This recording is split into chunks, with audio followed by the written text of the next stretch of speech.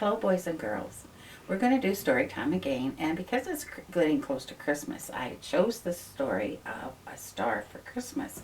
This was written a long time ago in a faraway land.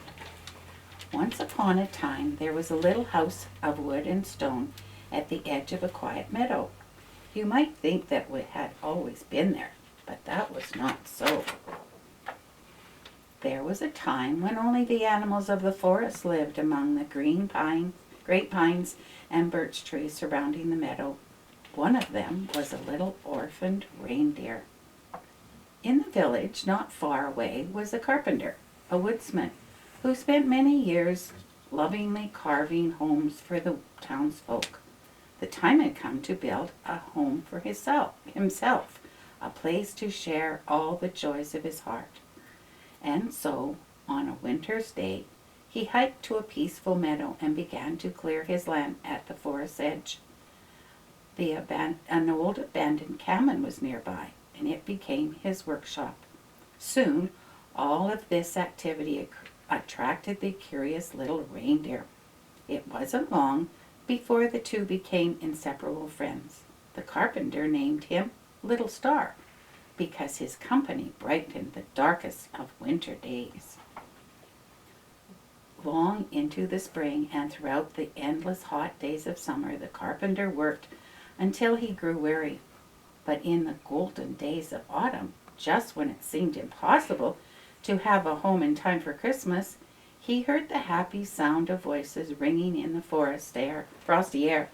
One by one, the villagers had heard about the carpenter's house, and they arrived to help.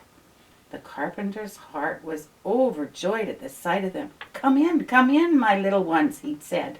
"Bless you, what a wonderful feast you have brought today." The warmth of their company was as warm as their soup. The villagers loved to hear the carpenter's stories of faith, hope, and love. But when the first snowflakes of the season began to fall, all thoughts and words turned to one thing: Christmas. Though it was sad to say goodbye, everyone knew that soon they would return, for there was much work to be done before Christmas Eve. "Wouldn't you be lonely?" the youngest one asked. With smiling eyes, the carpenter answered, "Don't worry, I'm not alone. Does the moon feel lonely in the sky full of stars? Besides, I have a bright little star to keep me company."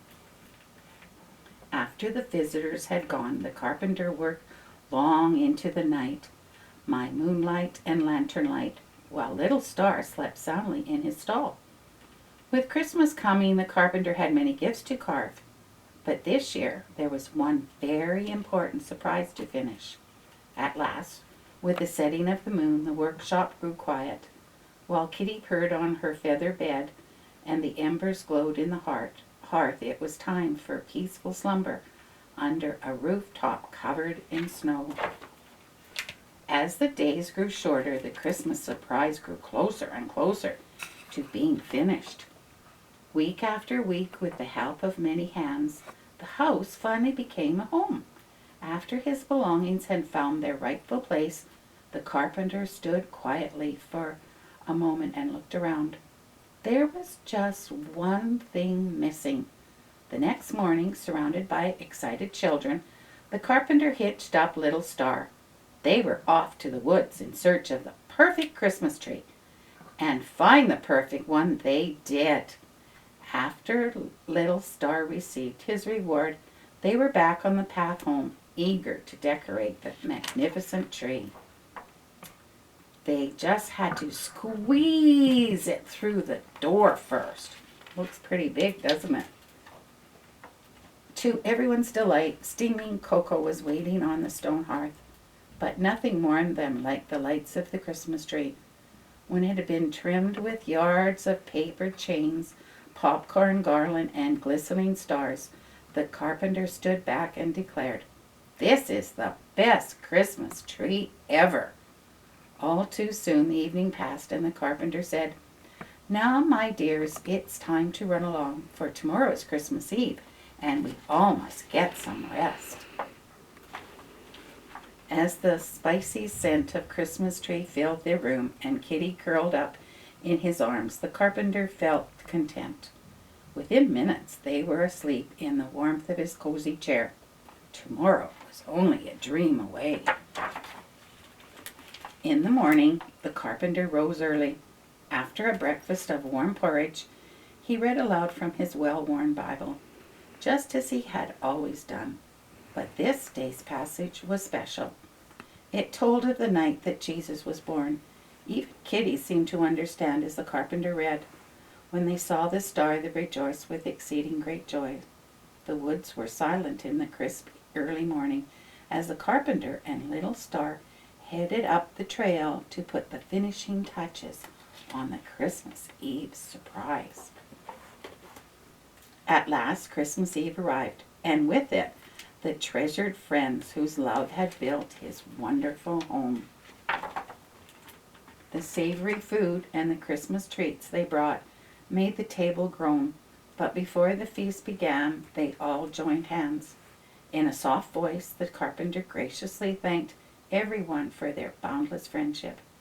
Then he gave thanks to God for the blessed Christmas Eve. When the merry feast was over, a little one asked shyly, "Is it true? Will there be a special Christmas surprise tonight?" The carpenter whispered, "Shall we go and see?" As they bundled up and headed with lanterns in hand, they followed Little Star and the carpenter into the snowy woods. Before long, they came to some rocks and an arched birch tree glowing warmly in the night. As they drew close, they wondered at the beauty before them. There, lying softly in a manger, was baby Jesus. Beside him, kneeling in the golden straw, was Mary, his mother, and Joseph, his earthly father, who with loving care the carpenter had carved, each figured from wood. He had sanded them with gleam and painted them with an artistic touch. Those gathered were filled with exceeding great joy. While the children knelt to get a closer look, the carpenter reached into his jacket for his Bible. In the calm stillness, as he read about the night that Jesus was born, snowflakes began to fall like millions of stars from the heavens above. The hour was growing late, and it was time for parents to take their sleepy children home. Although the carpenter had given each of the young ones a handmade gift from his workshop, the baby Jesus in the woods was the gift that they treasured in their hearts forever. As the sleigh whisked back to their homes within the village, the children couldn't wait to open their gift from the beloved carpenter. Inside the brown paper package was Little Star, hand-carved and painted with great love. Tucked inside the bed of fine straw was a message: "God bless you this Christmas and always." That's a pretty nice story about a carpenter and how good all the people got along for Christmas. Well, that's all for now. Bye.